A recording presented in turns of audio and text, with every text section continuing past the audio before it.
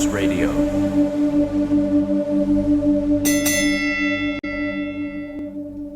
Hi, everybody, and welcome to another episode of the Grapple Arts Radio podcast.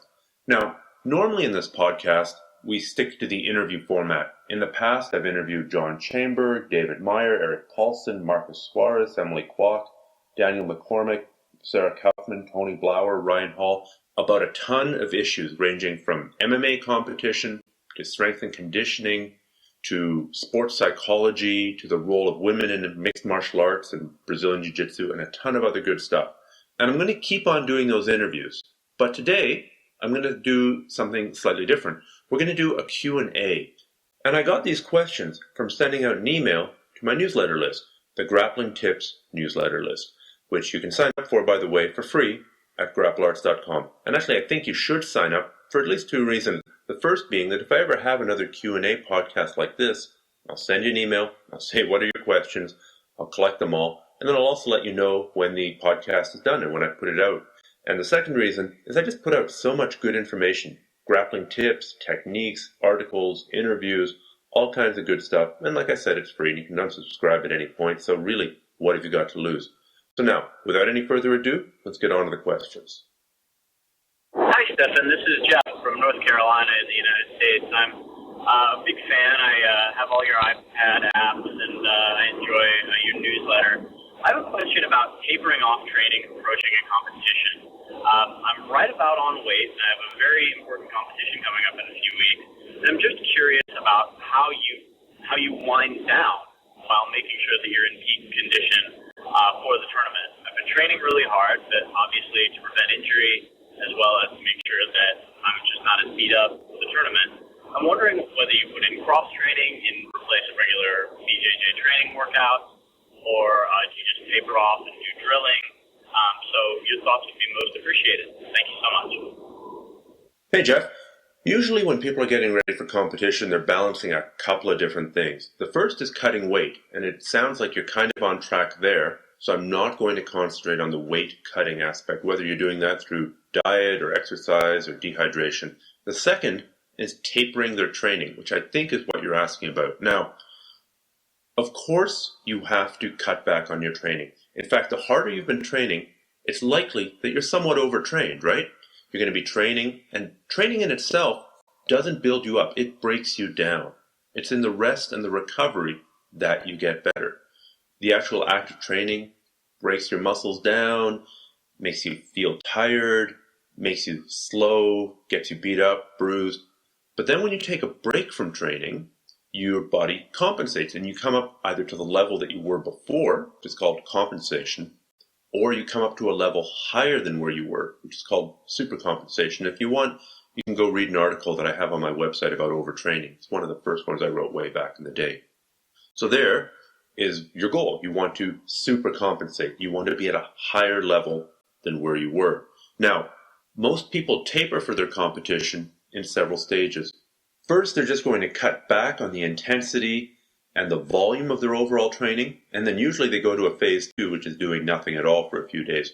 The first phase, cutting back on the intensity, dialing down on the length and the hours of which you're training, that usually happens at 6 to 7 days out for most people. Now, it's all a question of personal experimentation, and if you do more than one competition, if this isn't your first competition, then you might already have a sense of how long it takes your body to begin to recover and begin to supercompensate, which is what we talked about in the first place. And so about 5 to 7 days out, you're going to really ramp down in your training. You might still do a little bit of drilling. You might still do a bit of light rolling with someone you trust. And some people I know even like to do a few intense, short bursts of anaerobic type cardio. They might do a few treadmill sprints. They're not going anywhere towards exhaustion because they're not wanting to break themselves down. They just want to teach their body how to breathe hard and their heart how to beat fast and to get that fast twitch muscle thing happening. So I wouldn't in general recommend cross training as much as highly specific sports training, such as drilling, such as light rolling, with someone you trust. I think that's the key thing. This is not the time to get cranked by that big monkey who wants to get a tap at all costs and is willing to, neck crank you or put on some really vicious choke just to prove a point so close to the day. Because as you point out, you just don't have the time to recover from something like that. Another common mistake people make is continuing to weight train too close to the day. Now, if I go out and I do a heavy set of squats, it's going to take me at least a week, maybe a little bit more, to actually become stronger. So if you're doing any weight training in that last week before your competition, all you're doing is breaking yourself down. Now, some people really like to do it for psychological reasons. It just makes them feel good. It makes their body feel strong. And I guess if you've done a lot of competition and you know that you like doing this and it really makes you feel psychologically ready, then who am I to say no? In terms of the timing of all of this, like I said, most people go to a reduced training schedule about a week out. They might do 3-4 days of light training and then 3-4 days of no training at all. And that can be hard for some people, especially if it's an important competition and especially if you've been training so hard for this. One thing I always like to think about is Roger Bannister, the first man to break the 4-minute mile, which was considered to be an unbreakable barrier. Danny Nasanto talks about his gym teacher telling him that it was scientifically proven that if a man ran a 4-minute mile, that his lungs would collapse and his heart would stop. Well, Roger Bannister did it. He did it on a remarkably low training mileage by today's standards. And it's important to note that he didn't run at all for 5 days before he actually broke the 4-minute mile. He wasn't going to forget how to run in those 5 days. He wasn't going to become less fit in those 5 days. He was just going to recover, rest up, and then be hungry to run. And hopefully that's what you're going to achieve with your taper before your competition. Good luck with that, and let us know how it goes. Hi, Stephan. This is Ian from Michigan here in the United States. First off, I've always loved all the DVDs you put out in your newsletters, from everything with Grapple Arts and beginning BJJ have just been really helpful. I was calling to see what your thoughts were on changing schools. The first school I started out at, the coach, or rather the instructor, didn't really put an emphasis on pinning and crushing and smashing the way the school I'm at now currently does. Before, it was more about flowing from move to move to move. And I'd become so accustomed and inundated to that style. Now I'm at a school where everybody is always trying to smash you and crush you and make you as uncomfortable as possible. And though, you know, we always say technique beats strength and size, however, in this situation, a lot of my techniques are null and void because of the crushing and the smashing. And I am able to work my escapes. However, it's such a draining process because these guys spend so much time on the crush and the smash. Just wondering if you have any thoughts or insight or way around that. Thanks again. Love all the material you put out. Hi, Ian. It sounds like one school really emphasized flow and movement and a small person's jiu-jitsu game, and the other school emphasized pinning and smashing and more or less a big person's jiu-jitsu game. And that's not necessarily a bad thing. You've got to experience both ends of the spectrum. And I don't know if you're big or small, but if you are small, then that movement will come in extremely handy. You're just going to have to learn how to calibrate it to use it against bigger people. And if you're bigger, then if you can learn the smashing game and maintain the small person's game, that's a really good combination for someone who's bigger. Because you're always going to run into somebody who's bigger and stronger than you. And it's weird when you run into somebody who's big who moves like a small person. It's a very, very effective strategy. So hopefully you can take the approaches and strategies from both schools, put them together, and come up with something that really works for you. Now, with regards to some techniques of escaping the pins of somebody who's bigger and stronger than you, this is something that Emily Kwok and I spent a lot of time on when we were filming the How to Defeat the Bigger, Stronger Opponent DVDs. And you might really want to listen to Emily on this because she's 140 pounds, and basically every time she steps on the mat, someone's trying to pin her and smash her, just like is happening to you at your new school. But some of the take-home messages that Emily had was, first of all, staying mobile. Finding ways to not let the opponent control your hips, pin you down, and consolidate his strength and weight on top of you. So if you stay mobile, using an open guard or a butterfly guard and moving fast, it's a lot harder for them to zero in. It's a little bit like this elephant chasing this little mouse around. Another important thing is denying the grips. Usually in order to pass your guard and smash you and pin you down, they need to grab in certain places. If you're fighting with the gi, they need to grab your lapel, your pant leg, your sleeve. Don't give them those grips. If you're fighting no gi, they're trying to grab behind your neck. They're trying to grab your wrist. They're trying to get the overhook. They're trying to get the underhook. Don't give them these grips. And finally, with regards specifically to escaping the pins, you've got to learn to start escaping before the pin happens, escaping as it's coming on. A lot of people have got this bad habit of they'll defend the guard. I've got you in my guard and you're trying to pass my guard and I'll defend. And then finally, as you're coming around, there's a certain point where I see that it's not going to work anymore. And I kind of relax and I let you get the side mount. And then I start working on getting out of side mount. And that's completely the wrong approach. What's much better is to start your escape before the pin is completely solidified. Don't relax. Don't relax into that pin and just go, oh, all right, here it is. No, deny them that and just keep on moving and use whatever escape techniques you have before that pin gets consolidated. It's so much easier to get out early. It's so much harder to get out later. Now, if you want to see some examples of this, go to YouTube, Transitional Escapes to get out of pins on the ground. It's a little YouTube video that Emily and I released that kind of deals with this topic of not letting yourself get pinned and not letting yourself get smashed. And I hope this helps. Good luck with it. Hi, Stephan. This is Jordan. My main problem is I train in Greece too, and every time I achieve the mount position in a grab, I always feel the only submission I have is Kimura, and I really lose focus once I get into the mount. I do that as well, so I just think about grabbing pound, and I never really pull off arm bars. So I was wondering if you had any good submissions from mount, because that seems like most of my moves are off of my back. I'm really good at fighting off of my back. And also I have a weak left arm, and a lot of people in my gym have realized it, so every time I'm in guard or half guard, they always seem to attack my left arm. Yeah, that's the only question I have. Thanks for listening. Bye. Okay, so first of all, I think we've got to sort out something. And that's when you say the word Kimura for mount, we might be talking about different things. Either we're talking about the mount position where I'm sitting across someone's chest with my knees in their ribs and my feet near their hips. And in that case, applying the Kimura is possible, but it's kind of tricky. I'm wondering if you might be talking about the so-called Americana or the V-arm lock, where you basically push his hand down beside his ear, figure four your arms, and then apply it by lifting his elbow and moving his fist down. That would be the Americana or the V-arm lock, and that's a totally valid attack from mount. If you're talking about the Kimura, it would more typically be applied from side mount, not from full mount. I'm going to go with the possibility that you misquoted yourself, and that you're actually talking about the Americana from mount.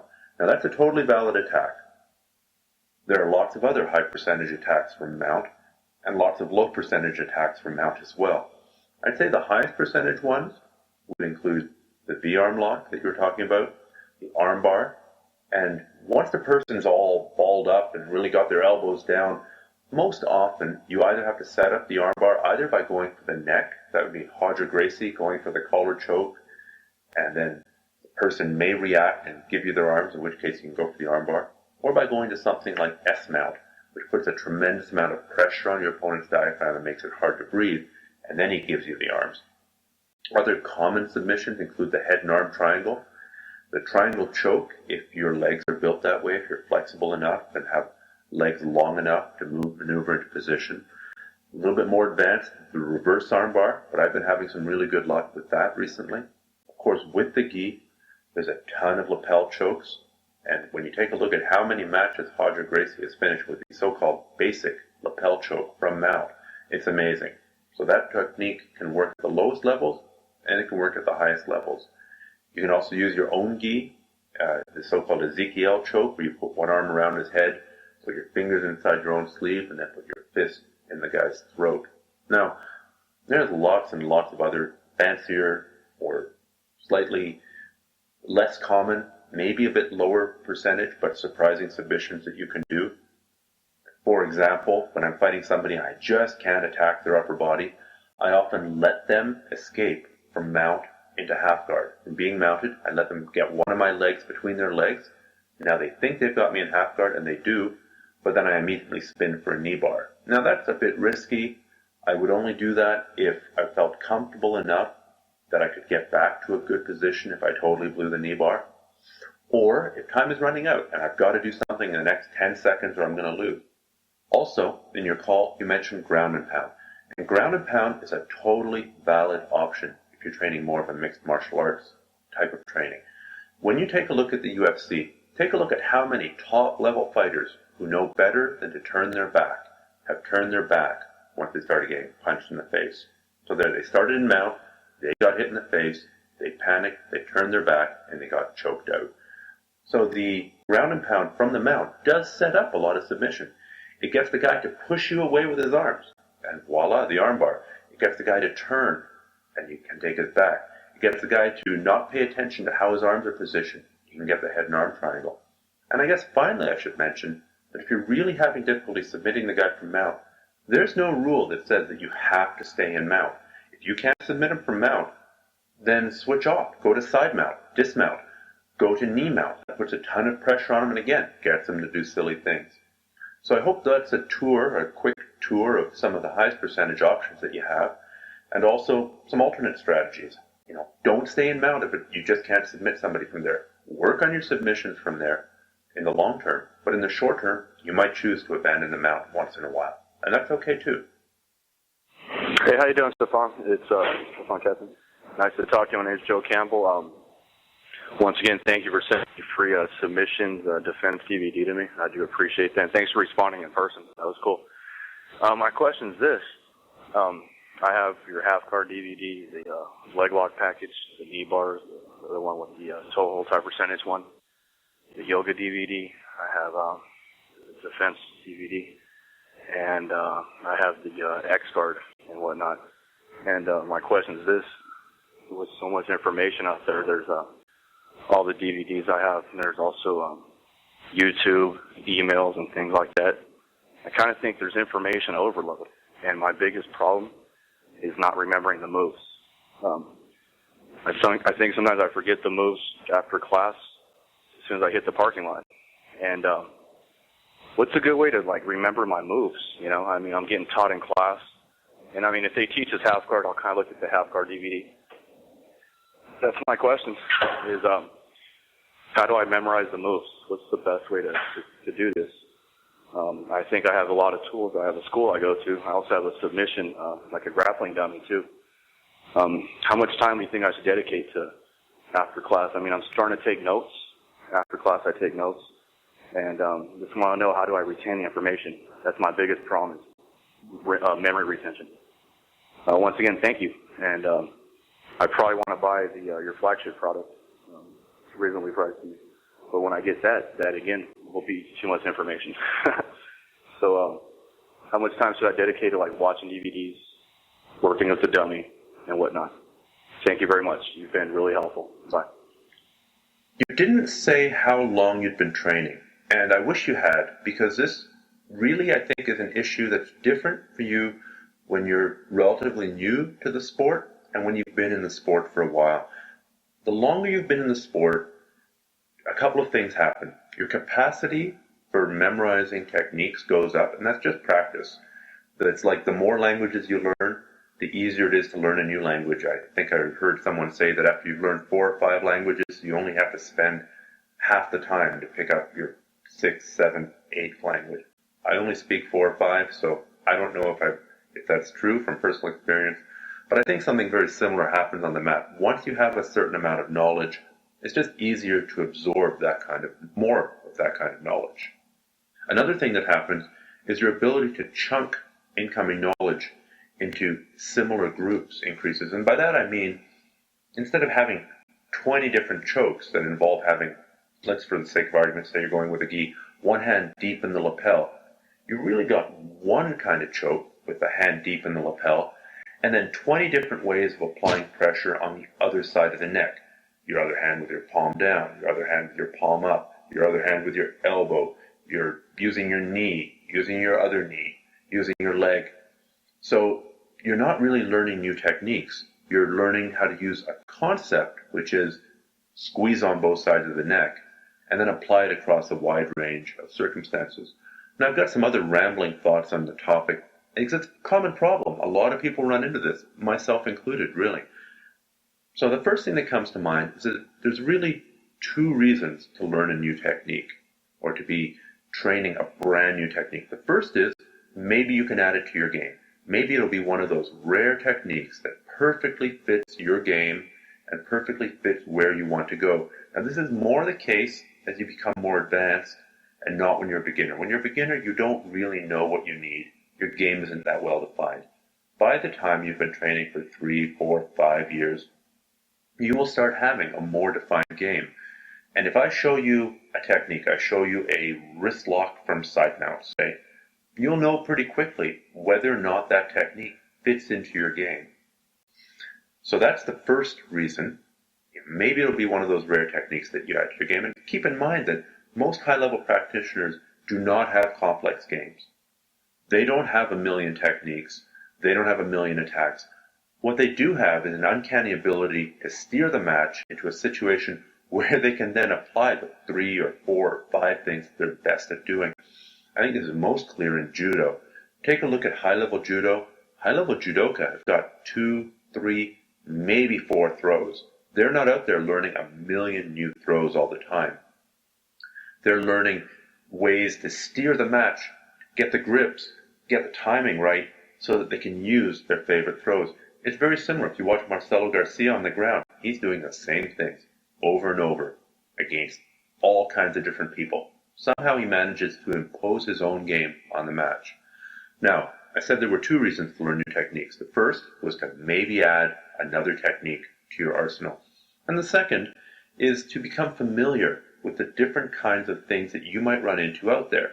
Doesn't mean you have to master it. Doesn't even really mean that you need to memorize it. It just helps when, say, you're turtled and somebody's wrapping their legs around your neck, that you're going, oh yeah, I kind of remember this. They're going to try and cross their ankles and choke me like this. So it's not so that you can become an expert at the technique. It's so that you can become more familiar with it, and that it won't take you by surprise, and you can learn to preempt it when somebody tries to do it to you earlier. Now, about the note-taking, I think note-taking works really well for certain kinds of practitioners. I did it myself a ton, especially when I was starting out. Whether it'll work for you, only time will tell. I think you should try it. There's at least a chance that it'll help you memorize these techniques more effectively. For some people, it's not the act of seeing the technique in class. It's the act of taking the pen and trying to figure out how to describe it in writing and putting it down on paper that works. It's kind of a learning method. There's teaching styles and learning styles. Well, for some people, that learning style works really well. And it might work really well for you too. And here's something I've been thinking about a little bit recently, and I don't know how well it's going to come out.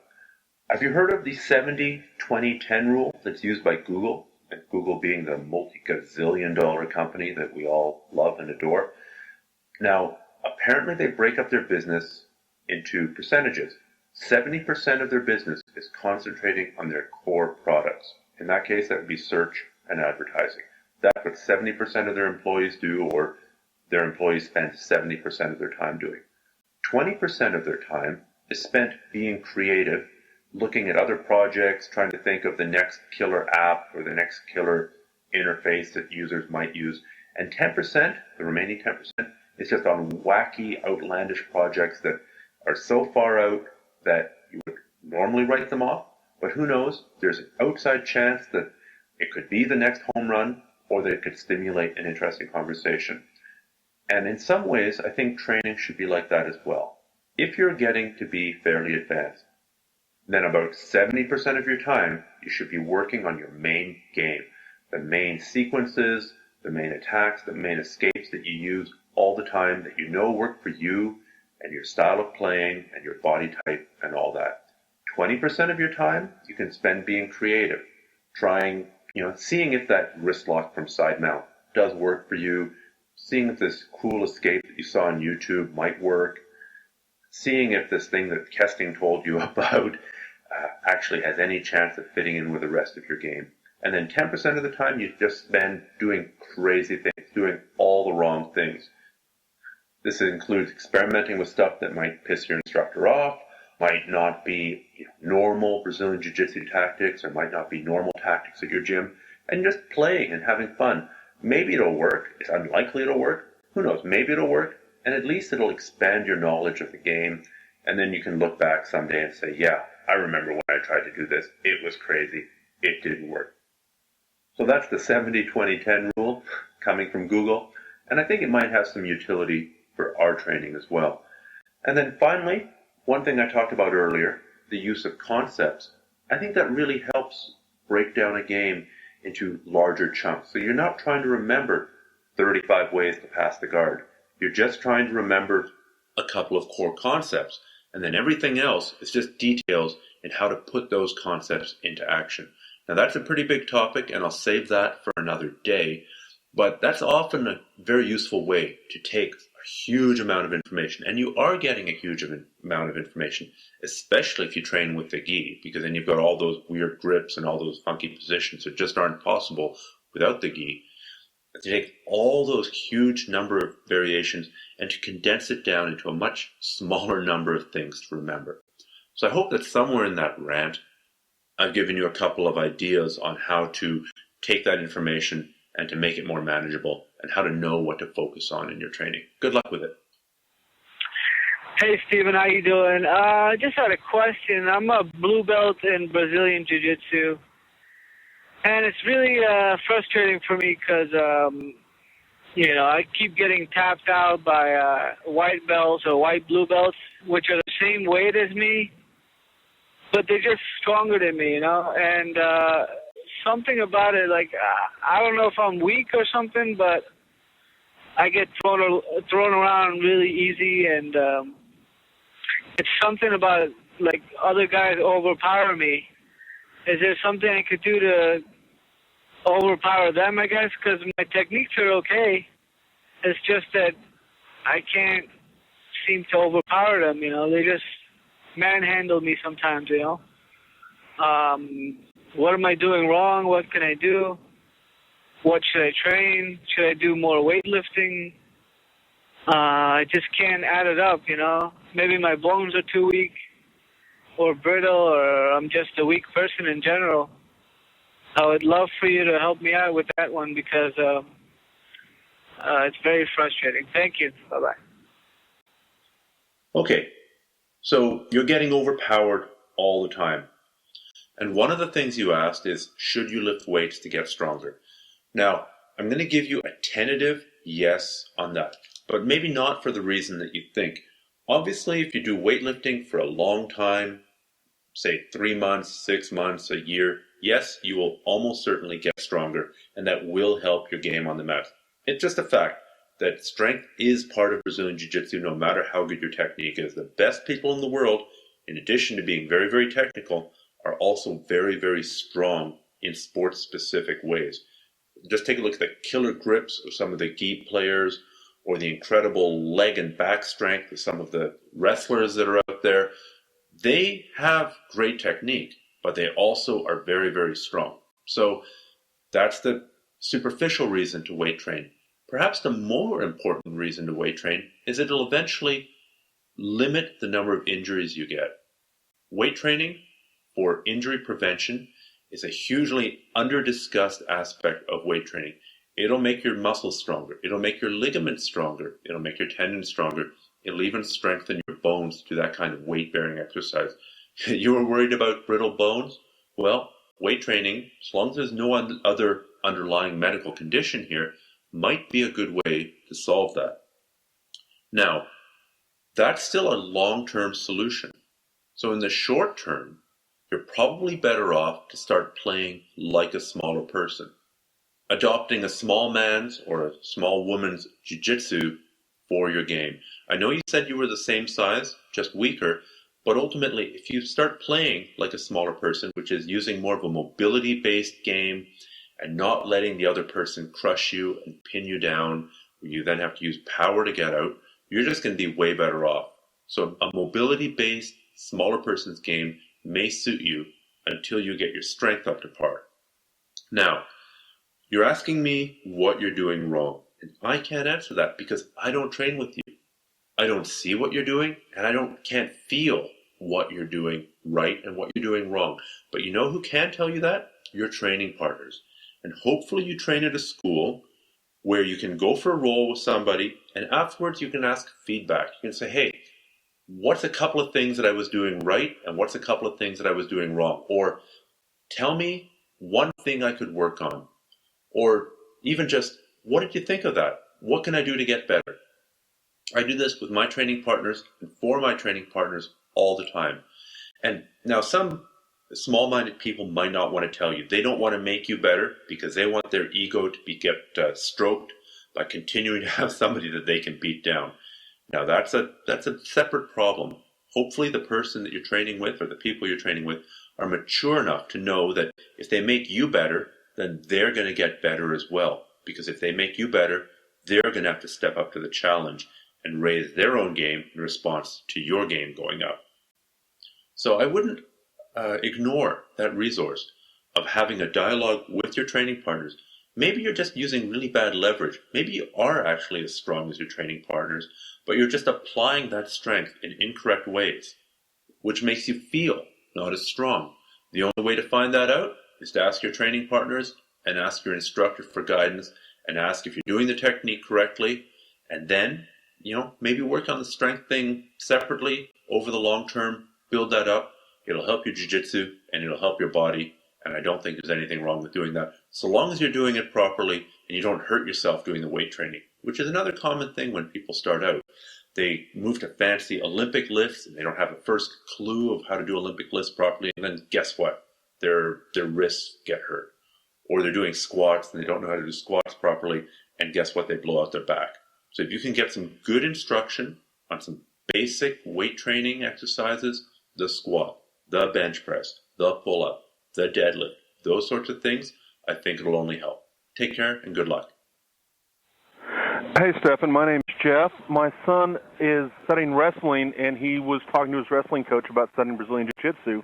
His wrestling coach said don't study both at the same time because he had a guy who studied Brazilian Jiu-Jitsu in the off-season, and every time he went to wrestle, he immediately pulled guard and pinned himself. And because wrestlers, you can't ever put your shoulders to the mat. So I wanted to work on submissions with him and on our spare time, and I was wondering if you could give me a list of wrestling-appropriate submissions. Wrestling-appropriate submissions are defined thusly, according to me, no official source, submissions from the top position which you can apply without having to give up your back or without having to put your back to the mat. For example, an armbar for the mount would not be a good, is a submission from the top, but would not be a wrestling appropriate submission because you have to give up the top position and go to your back to pull it off. So this might be better off for a video and not for the podcast, but I've actually been wanting to send you an email and ask you this question for a while, and I figured now is a good time to get it out there. You can answer it whenever you want in whatever format you feel is appropriate. I would just like a list of submissions you can do from the top position that you don't have to go to your back in. High percentage submissions, high percentage submissions from the top position that you don't have to go to your back on. Give me a list or put them on a video or whatever's good for you. Once again, thank you very much. I love your stuff. You do great work. Bought a lot of your DVDs. They're great. And hope you have a great evening. Take care. Bye-bye. Hey, Jeff. First of all, I've got to say, I wouldn't take this concern too seriously. Now, obviously, if you pull guard in a wrestling match, you're going to lose. Fine, I don't disagree there. But on the other hand, you don't see MMA guys saying, oh, I better not go to wrestling class because they start in the referee's position sometimes, and I don't want to get in the habit of going to the referee's position in an MMA match. No, they understand that when you go to a wrestling class, you're going to take some things with you into the rest of your life, and you're going to leave some things there. When Brazilian Jiu-Jitsu guys go and train judo to get ready for the Brazilian Jiu-Jitsu competition, you don't see them saying, oh, I better not go to judo, because in judo, sometimes they just lie there They don't even turtle. They just lie there flat and grip their lapels. And if I did that in Brazilian Jiu-Jitsu, I'd get rear-mounted. No, they avoid doing that in Judo typically. They'll turn and play guard instead of turtling, which would be the standard Judo answer to a lot of groundwork situations. So they're still going to play their supplementary sport, in their case Judo, in your son's case possibly Brazilian Jiu-Jitsu, in a way that is going to emphasize the main way that they want to play their primary sport. And that's okay, because there's all kinds of different ways of playing it. And finally, it's a little bit strange to be asking for wrestling appropriate submissions when any of the submissions I tell you about are probably going to get somebody disqualified if they break them out in a wrestling competition. So in the same way that you shouldn't pull guard in a wrestling competition, you also shouldn't pull a Kimura arm lock that keeps you on top and hurt somebody's arm, because that'll get you kicked out of a wrestling competition. All that being said, I don't think that what you're asking for is that difficult, because there's a lot of Brazilian Jiu-Jitsu that emphasizes in staying in the top position. I come from a Carlson Gracie background, and Carlson was always preaching about going to the top position, staying on top, putting pressure on your opponent, all of which is 100% compatible with the wrestling context, right? And you don't have to go always to your back to be a Brazilian Jiu-Jitsu guy. You can be a top player in a Brazilian Jiu-Jitsu situation. Now, I'm assuming you're talking about no-gi submissions here.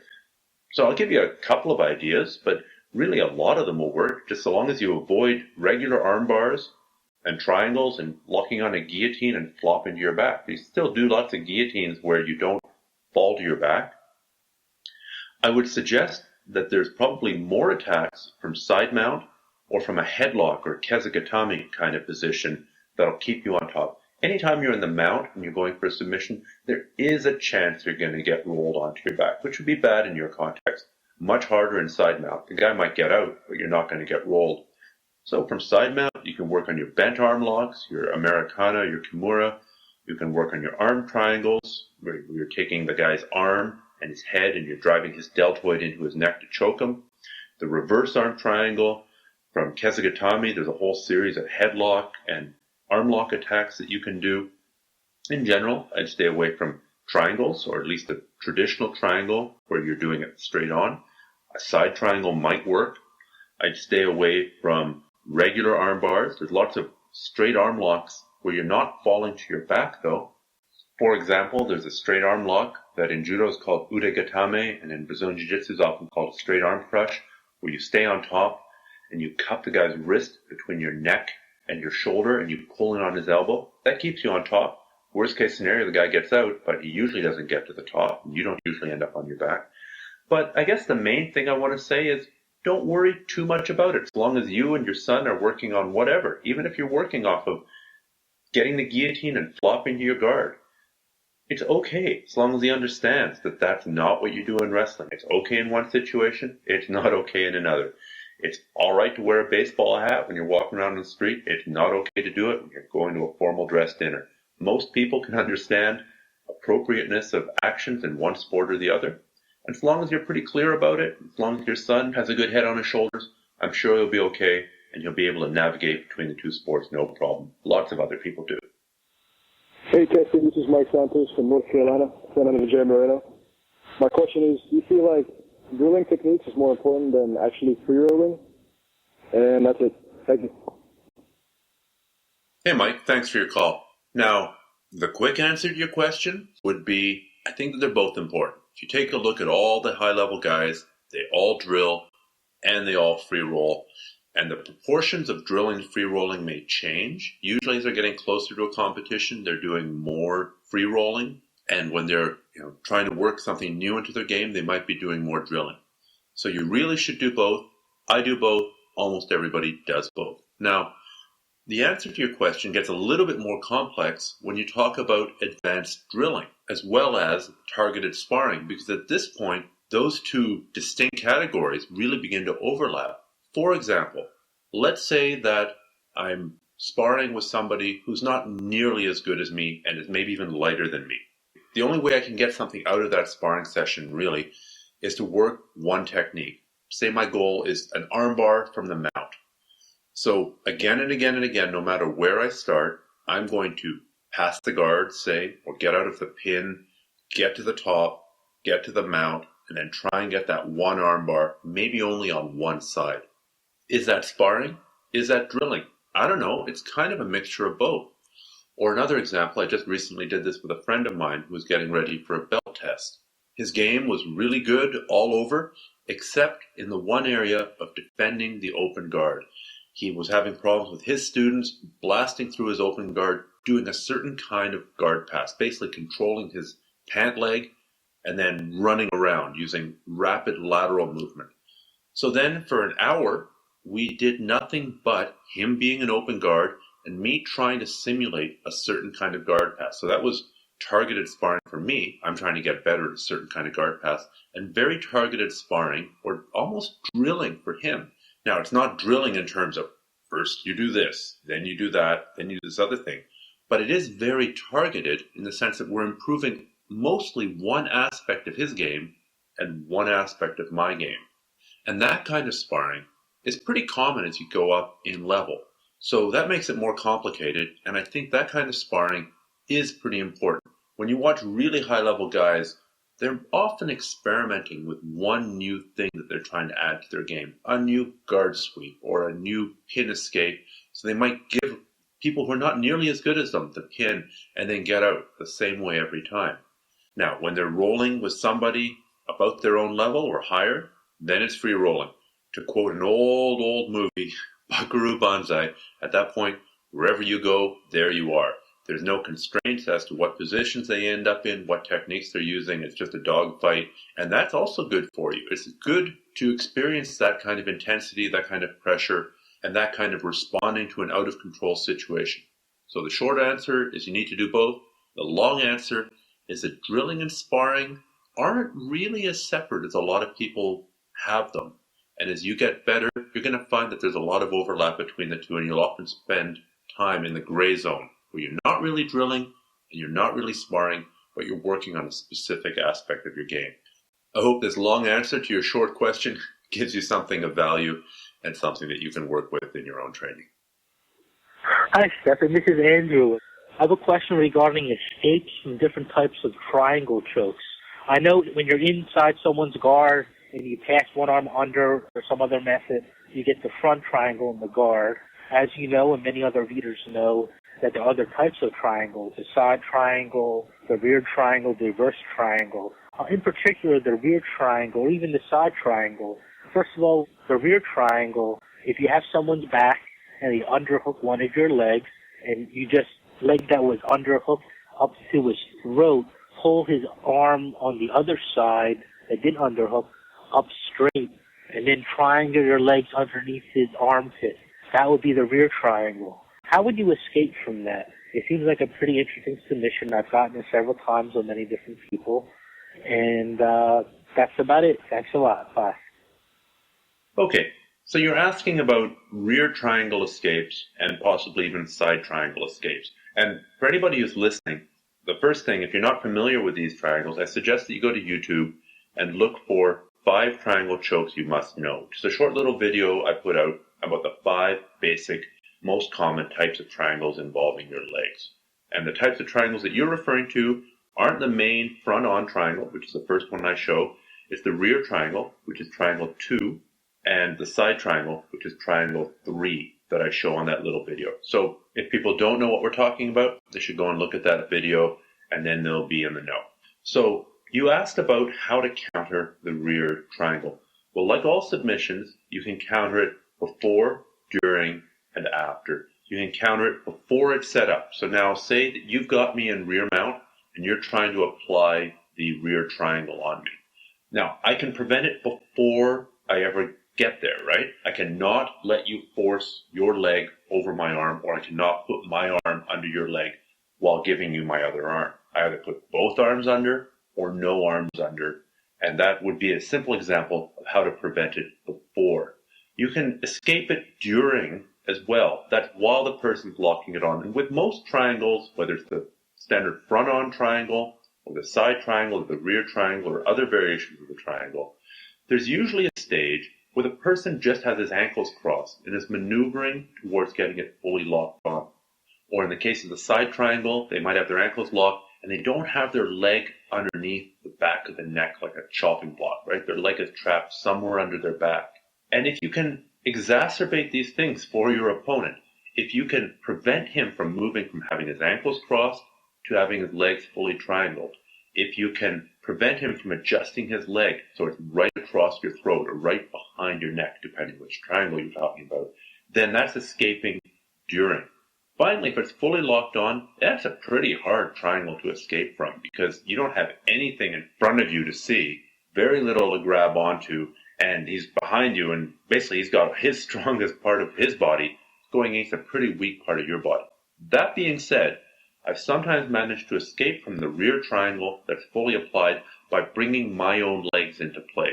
If you're flexible enough, and unless the guy's hidden his own foot behind your body, you can sometimes use your feet to unwrap, to uncross his triangle. Buy yourself some time. Don't let him grab your legs to pretzel you, and don't let him grab your other arms to stretch you out. Try and keep as much room in that neck area as you can, and then work to try and uncross his ankles and work him backwards. His legs are fully triangled. Try and adjust it so that it's only crossed at the ankles, and then adjust it so that his legs are completely uncrossed. Like I said, that's a pretty tough position to get out once it's fully applied, especially if he's managed to hook your leg and he's pulling you towards him. Then I hope you have a strong neck and a good lung capacity and just a lot of mental toughness, because maybe he'll get tired, but it's far, far better to have shut it down in the before or during phase of the lock than waiting for it to be fully applied and then trying to get out. Hi, Stephan. This is Robert. I'd like to see an instruction on something that I've never seen before. That is how to prevent someone standing up in your guard. In the old days, you only had to worry about sweeps and submission when you're in someone's guard. Today, guys are standing up. How do you keep someone from standing up in your guard for grappling or MMA purposes? Thank you. Okay, so just so that people know, Robert actually called back a second time to clarify that what he was asking was how to prevent people from standing up when you are in their guard. They have you in their guard, and all they're doing is to work for the stand-up and get back to their feet. So how do you keep them on the ground and begin to work your guard pass? Now, that's a pretty common question. Robert, you're onto something, saying that this is a recent development in Brazilian Jiu-Jitsu. It used to be that you would just lie flat on your back and go for the choke, go for the armbar, go for the submission, go for the choke, go for the armbar, go for the sweep. And standing up has become a recent strategy that's become popularized. Now, I remember the first time my instructor, Marcus Suarez, showed this to me as a counter from the guard, like how to prevent a guard pass. And he basically said, well, when the guy does this, just stand back up. And it was one of those moments, like, how could I not have thought of this? It was so strange. Now, to get to your question of what to do, basically, you've got to control their hips. If they can get their hips away from you and underneath you and you don't have weight on them, then they're going to stand up on you. That does limit to some extent the guard passes that you can use. If you're on the ground, then you need to keep them pretty much flat. If they can start sitting up, as they would if they were going to do a hip bump sweep or a guillotine choke, if they can do those attacks, even if they can't finish them, then they can probably escape their hips as well. They've got so much mobility in their hips. If their head is higher up than yours, if you're down on your knees and your head becomes lower than their head, they can often get up to their feet, or even worse, get up to their feet and catch you in a guillotine or a front headlock and put the hurt onto you. So that's one thing I like to play with, is the level of the head. If my head is higher than their head, it's a little bit harder for them to get to their feet. Also, you have to learn to really lock down their hips and pass low while keeping a lot of weight on them. Often this means forcing your way into half guard and then passing from half guard, because on half guard, you can put a lot of weight on their chest area and on their upper body, and then it's tough for them to stand up, right? Their upper body's glued to the ground. They're not going to be standing up. If you're passing with stand-up guard passes, it's a little bit harder. Of course, when you're standing, it's harder for them to catch you in arm bars and triangles, but it's also harder for you to put weight down on them. So if you do stand, you really have to play that distance game very, very carefully and drive in enough so that you're standing and they're flat on their back. If you're standing and they're sitting on their bum, then they're going to be able to get up. They're going to be able to run away. They're going to be able to come back to their feet and shoot for a single or a double leg on you. So if you stand, remember to have enough pressure. You're still going to have to pummel. You're not really pummeling for grips. You're kind of sumo pummeling, trying to push their upper body flat onto the ground and keep some weight. Keep a hand on their sternum, keep a hand on their chest area so that they can't easily sit their upper body up and they can't easily make the space to scoot away and kick you away and make the space that they need to stand up. So I hope that those are some ideas that help you. Good luck with that. It's becoming a very common strategy, and it's a good one. And it really takes us back to the importance of wrestling and the ability to do takedowns. If you are in somebody's guard and they come up to their feet, it shouldn't be the end of the world for you. Ideally, you should have a strategy, or failing all else, if you don't think that you're as good a wrestler as they are, pull your own guard and work for your own speed for submission or takedown from there. But you have to anticipate it these days, and I think that there are answers, and having decent takedowns and good pummeling abilities is part of the answer. Good luck with that. Okay, well, thanks to everybody who, I was about to say wrote in, who called in and left their questions. I didn't get through all the questions. I think I'm going to make this a 2-part podcast, but at least I'll get this out, and then I'll work on part 2 probably in a couple of weeks. If you're signed up for any of my newsletters, I'll let you know when that podcast comes out. And until then, as always, take care and good luck with your training.